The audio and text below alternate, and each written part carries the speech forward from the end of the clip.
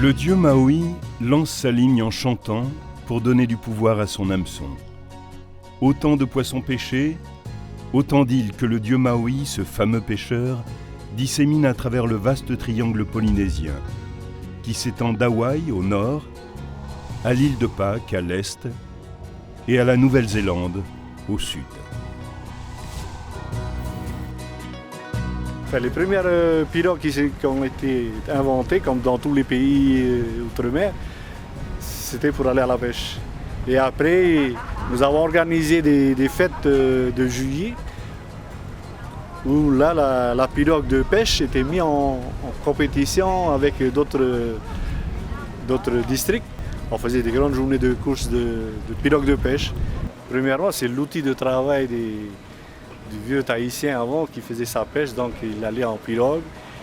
Ouais, la pêche maintenant en pirogue, il s'est fait vraiment très peu, plutôt vers les îles. En Polynésie, au commencement, était la pêche.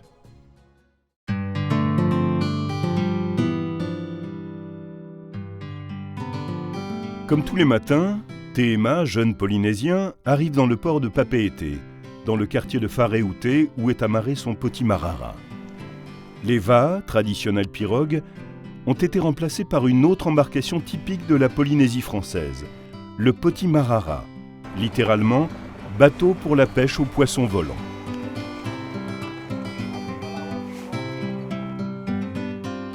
C'est mon père qui m'a appris à pêcher en fait. Mais maintenant, comme tous les tontons, ils sont dedans la pêche et c'est ça leur métier. Ils n'ont pas pu été chercher d'autres métiers. Ils ont été occupés dans la pêche. Maintenant, ils s'en sortent avec la pêche. Mais comme je ne suis pas aussi parti trop loin à l'école, alors comme on me foutait souvent dehors de l'école, je faisais le con, alors mon père il en avait marre. Et comme il en avait marre de me rosser, comme il voit que même si on le rosse, ça ne servait à rien quoi. Et c'est là que je me suis dit, je vais essayer de sortir de l'école, de voir un peu c'est quoi la vie. Ça va, moi j'aime bien mon bateau, il passe bien dans la route. D'ailleurs tout à l'heure on va bien le voir. Tu te mouilles pas, tu n'es pas trop là en train de mettre tes impairs. On va aller d'abord remplir le bateau. On va aller remplir. Il faut aller remplir sinon on ne va pas pouvoir revenir.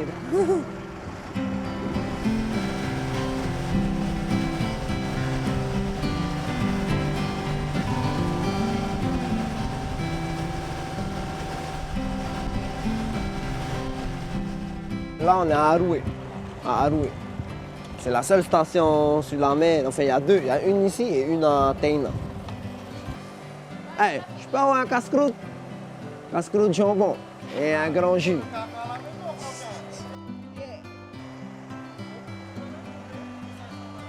Les Français ils mettent des volants comme ce style-là qui est à côté. Maintenant, nous, on a mis ça, c'est pour faciliter le braquage. Quand tu arrives là, le monteur il est complètement à fond. Tu n'es pas là à tourner.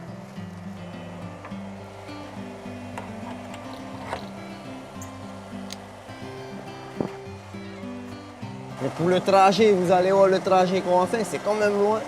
Mais le monteur il consomme quoi. C'est magnifique. Là, voilà. J'espère qu'on va faire du poisson aujourd'hui. Au moins un peu de bonite. Voilà quoi. À part ça, vous êtes sortis hier? Hop, Rana. Malade. Allez voir la bonite. Ça, c'est que les copains de Haroué, ça. C'est tous les copains, hein, anciens pêcheurs. Enfin, c'est plutôt les copains à mon papa. Et moi, je les ai connus depuis que j'ai commencé à pêcher un peu. C'est un peu eux qui m'ont lancé dedans, quoi. Plutôt lancé dedans la pêche. Ça, c'est que des amis, ça.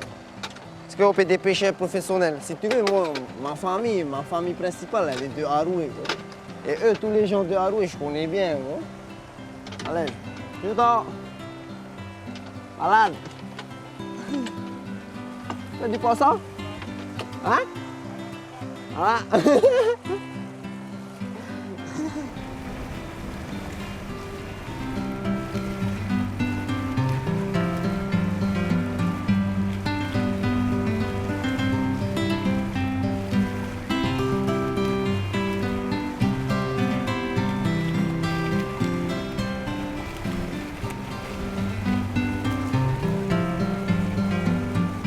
chaque fois que je sors de la passe, je fais une petite prière moi tout seul.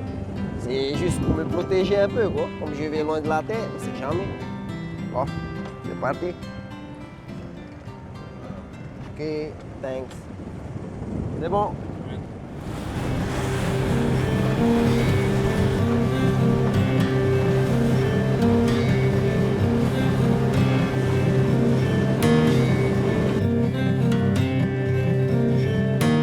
À peine passé les bouées du port, Théma met les gaz direction le large. La pêche peut commencer. Là, on va aller un peu vers Montréal. Au côté nord de Montréal. On va essayer de voir s'il n'y a pas de bonite par là-bas. Aujourd'hui, on va pas trop aller loin, quoi. Si jamais il n'y en a rien, ben, demain, il vaut mieux pousser un peu plus dehors. Il vaut mieux aller un peu plus loin, comme ça, on risque d'avoir quelque chose. Parce qu'ici, il n'y a pas d'oiseaux. Là, c'est vraiment flagrant, quoi.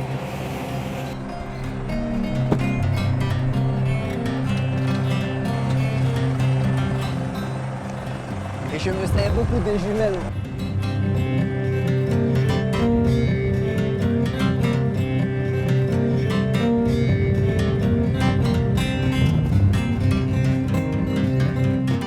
On va aller là-bas. Il y a un banc d'oiseaux avec le copain. Il y a un bonitier là-bas. On va se diriger tout droit. Normalement, c'est un banc de bonites, quoi.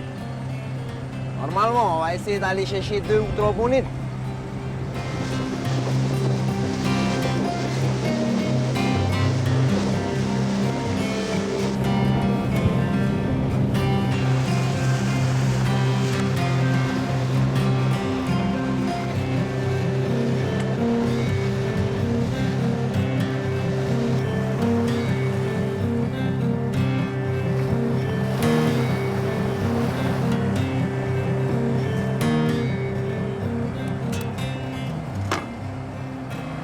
Hoppa.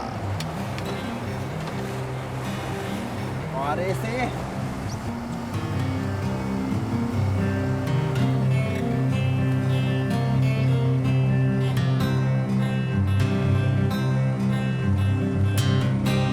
Ouais.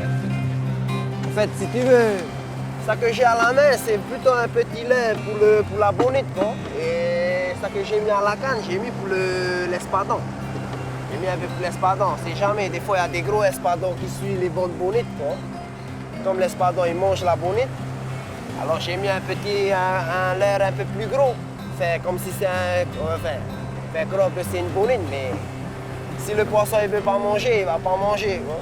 Et s'il est là, normalement, il va manger. Il tape. Si tu veux, le haura, il n'est pas trop maniéreux. Le haura, il n'est pas, l'espadon, il n'est pas maniéreux.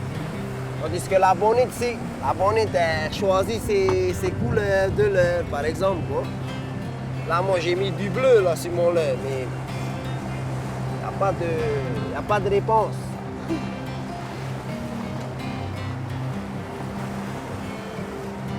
toute façon, on ne va pas trop tarder aussi dans ce pont-là. Ça, j'ai dit, comme les ponts qui... Là, ici, on est trop près de la côte. Mais quand tu regardes la côte, elle est loin. Mais pour nous, on est trop près. Les bonites, ils vont pas mordre, ils vont surfer, ça va, ils vont surfer, ça va.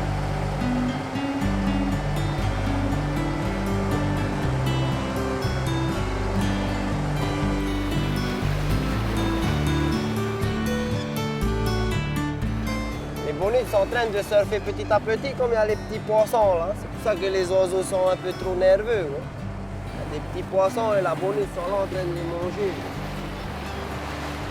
Je crois qu'ici, les bonites savent mieux reconnaître les vrais poissons et les poissons en plastique. Ah ben moi, je pense que Montréal, il a moins de rejets de rivière quoi, par rapport à Tahiti. Et le poisson, si tu veux, à Montréal, il est vraiment pas loin. Quoi. Il est quand même près des côtes. Par rapport à Tahiti, tu es obligé de sortir un peu dehors parce que l'eau est un peu polluée. Quoi. Tandis que quand tu commences à arriver dehors, ça va. L'eau, elle est devenue propre. Comme tu peux voir maintenant, c'est bien bleu. Non?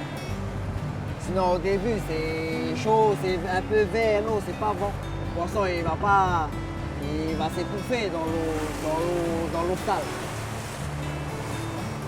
Le poisson, il est obligé d'aller dans l'eau propre. Ah, il est sûr qu'il ne risque pas de se faire étouffer. Vous voyez l'île, oh, elle est magnifique, mais après, si les gens ne font pas attention à leur île, c'est pas la peine d'aller visiter, quoi. Moi, je vois déjà ça sur l'eau. T'as vu l'eau, il y a plein de déchets. Il y a même des endroits, il y a plein de bois, tout ça, ça sort de la rivière, quoi. Même des machines à laver, des frigidaires. Alors je pense que l'eau de la rivière, elle est quand même polluée, quoi. Il y a au moins 50%. Il y a moins de saleté à boire par rapport à Tahiti. Ici à Tahiti, c'est pollué, quand même pollué. Nous, on voit ça sur les poissons, parce que les poissons, ils mangent plus, et ils vont loin en ce moment. D'habitude, le poisson, il va pas loin. Parce que quoi, les petits poissons, les petites concentrations de poissons, c'est à côté le récif. C'est vraiment à côté de l'île, c'est pas tout seul dans le lagon comme ça. Ouais.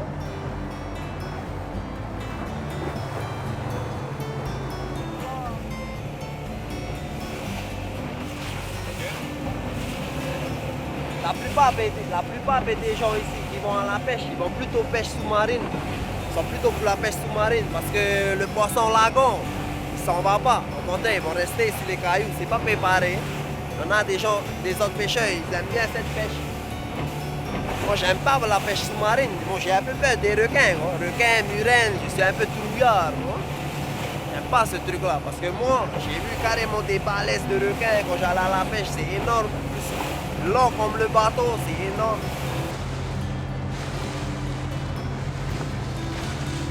Dès que je commence à voir les oiseaux, la direction, je commence à les suivre.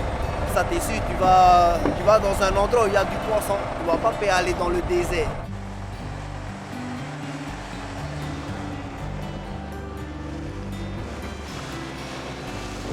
Une fois, je me suis retrouvé à des kilomètres. Ah ben, j'ai fait que de suivre les oiseaux. Je me suis dit, bon, je vais les suivre. Maintenant, au bout de là où ils vont, il y a sûrement quelque chose à purer. Je les ai suivis pendant 3-4 heures et j'avais plus de temps.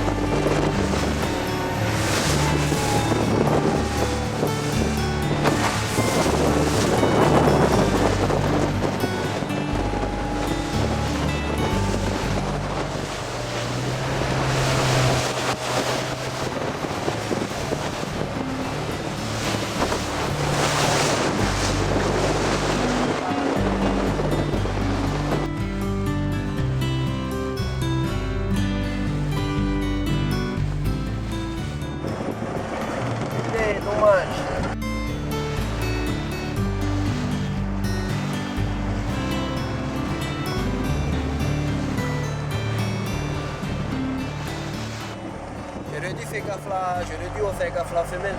Parce que quand la femelle est venue, quand j'ai pointé du doigt, j'ai pas fait gaffe. J'étais en train de regarder un peu ailleurs, alors quand je suis revenu d'ici la femelle, hey, je la vois plus. Il y en a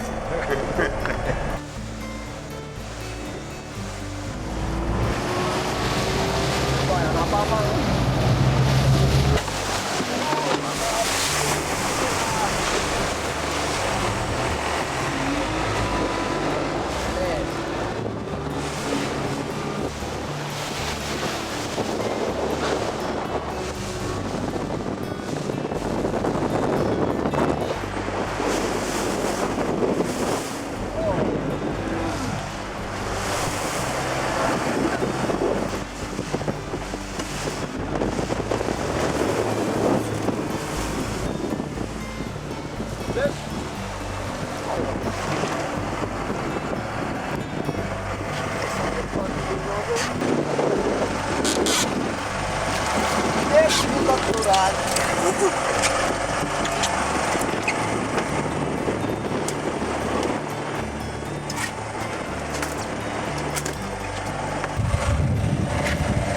Là, je suis obligé de le nettoyer, quoi.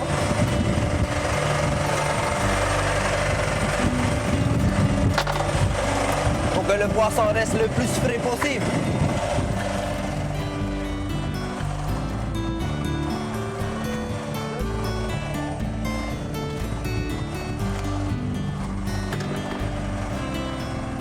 Est-ce qu'il mange? Petit marara. Un plat favori. Il a fait le gourmand.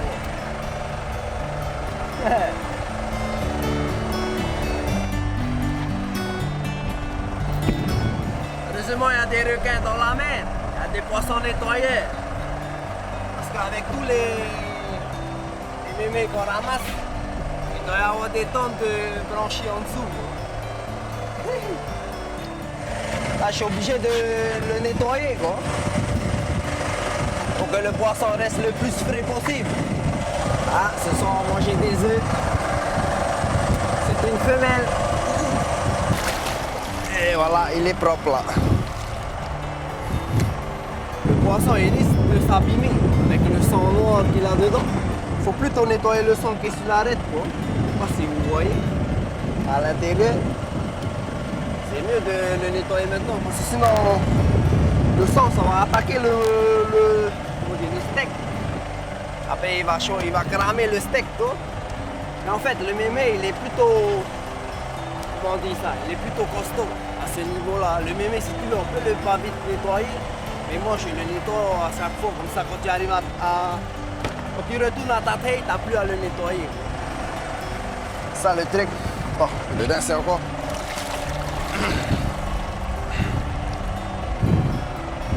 Voilà. Des œufs de mémé. On dit ça le caviar. Ça ressemble un peu au caviar, mais.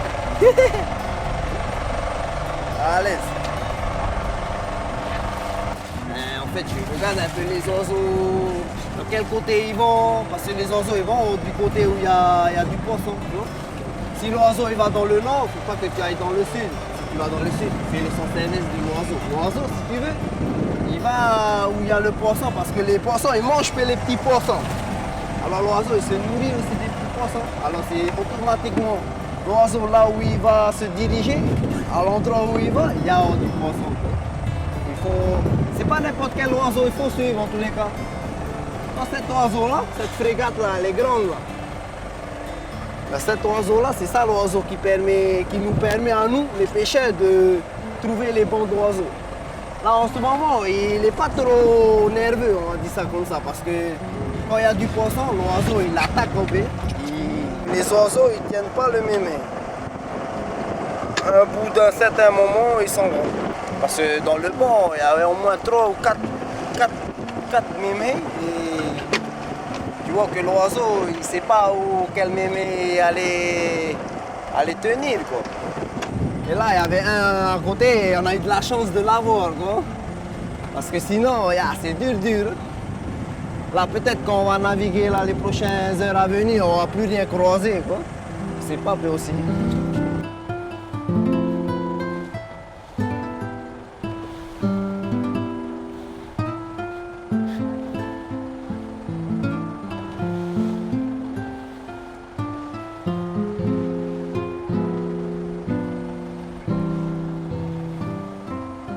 Le mémé, il plonge pas quand il y a du vent. Quand il y a du vent, il plonge rarement. Si tu veux, le mémé, c'est un poisson qui surfe beaucoup les vagues. C'est un surfeur, comme les pirogues. Déjà, c'est dur à trouver un banc de mémé quand il n'y a pas de vent. Et si tu tombes dessus le mémé, il n'y a pas de vent, le mémé, il va faire que d'aller vers le bas, parce qu'il n'y a pas de surf. La mer, elle est trop calme. En ce moment, ça va. Comme il y a un peu de vent, il y a une petite brise de vent de 10 km/h le vent, on va dire ça comme ça. Ça va, ça leur permet de ne pas trop plonger, quoi. Mais sinon le mémé il plonge. Il y a des périodes, le mémé il plonge. Enfin, si tu veux, il y a la lune. Quand il y a la lune, le mémé il reste pas souvent en haut, quoi. Il a tendance à courir à la surface, après il plonge vite, quoi. Celui qui pêche l'espadon, il ne doit pas rentabiliser son mort, hein. Parce que ça court pas les rues, les espadons. Hein. beaucoup de pêche en gros alors en Polynésie ou à Tahiti? Si tu veux, le pêcheur il est multizone. Si tu veux, il pêche quand même le gros, mais le pêcheur il sait que quand c'est pas la saison et on n'a pas, il va pas perdre son temps à traîner l'espadon. Il va plutôt aller chercher la bonite, quoi, les bonnes bonites. Ici c'est ça, c'est avec ça que les pêcheurs vivent. C'est plutôt avec la bonite. Comme la bonite, c'est un poisson qui s'en va pas trop, toi, il est toujours par là. Il y a une heure, la bonite elle monte. Il y a des heures, il n'y a plus rien. Ouais. Moi je dis que là en ce moment, c'est vraiment une période difficile. C'est vraiment une période difficile en ce moment. Il y en a qui font pas gaffe, hein. Ceux qui sont sur la terre, ils font pas gaffe ça. Mais moi je dis c'est vraiment difficile pour avoir du poisson. Ici en Polynésie, c'est difficile. C'est pas comme des thoniers. Non? Les thoniers, c'est pas pareil. Eux, ils lâchent des milliers d'hameçons avec des appâts au bout des lignes. Et c'est pas la même chose. C'est pas la même pêche qu'un potimarara il fait. Quoi. À nous, c'est vraiment dur notre situation à nous. Moi, je trouve. Moi, j'ai commencé, ça fait au moins 2-3 ans et je vois que c'est quand même hot. C'est quand même hot.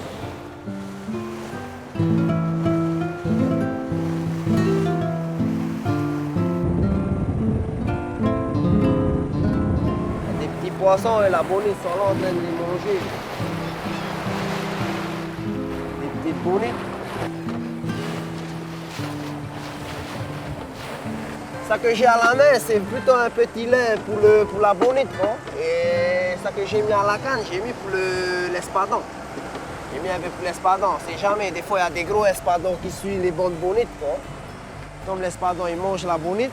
Le aura, il est pas, enfin, l'espadon, il n'est pas maniéreux. Tandis que la bonite, elle choisit ses couleurs de l'air, par exemple. Hein? Là, moi, j'ai mis du bleu là, sur mon lait. Mais le plus facile, c'est d'avoir des bambous, comme là, le bateau à côté. Là. Il a un bambou et ses laits, c'est plus petit, c'est pas plus gros comme cela. Il faut avoir encore des plus petites tailles. Le nylon, il est vraiment fin là-dessus le bambou. Quoi. Alors le poisson, il ne voit pas trop le nylon, tandis que le mien, j'ai un gros nylon. Je suis en train d'attacher une petite tête. Quoi. On va essayer.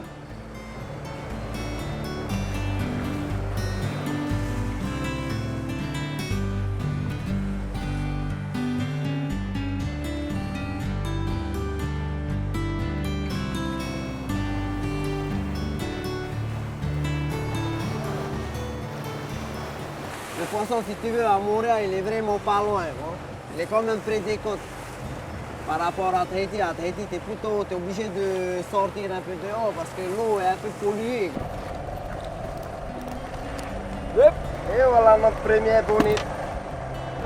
Cette cousine du thon se nourrit de poissons volants et est très recherchée pour sa chair. Bleu, noir, chromé. Pour l'hameçon. Je vais glisser le lait comme ça. Hop. Il camoufle l'hameçon, que le poisson il ne voit pas et après on le lâche. Je mets à 20 mètres du bateau. Pas aussi trop loin, après tu risquerais d'aller par-dessus ton nylon quand tu vas faire une boucle. C'est vraiment difficile pour avoir du poisson. Ici en Polynésie, tu es obligé d'aller loin. C'est difficile. C'est pas comme des thoniers. Non? Les thoniers, c'est pas pareil. Eux, ils lâchent des milliers d'hameçons avec des appâts au bout des lignes. Et c'est pas la même chose. C'est pas la même pêche qu'un potimarara il fait. Quoi. Lorsque la pêche est bonne, Tehema peut ramener une dizaine de meimei et autant de bonites, qu'il vendra chacun 5000 francs pacifiques, un peu plus de 40 €, et 1000 francs pacifiques, 8 € sur le port de Papeete.